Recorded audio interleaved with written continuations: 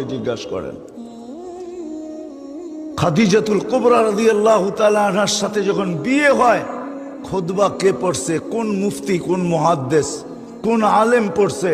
ওই বিয়ের খুতবা তো আবু তালেব নিজে পড়ছে।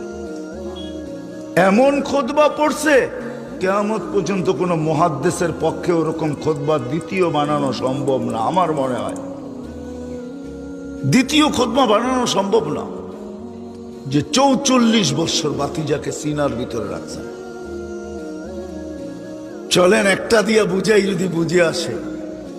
আনাস ইবনে মালিক রাদিয়াল্লাহু তাআলা আনহুর বাসায় মেহমান আসছেন, তো দস্তরখান বিছাইছেন, দস্তরখানে ময়লা ছিল, তো উনি উঠায়া, সামনে চুলা জ্বলতেছিল, মেহমানের জন্য পাকশাক হইতেছিল, উনি দস্তরখান উঠায়া চুলার ভিতরে নিক্ষেপ করছেন।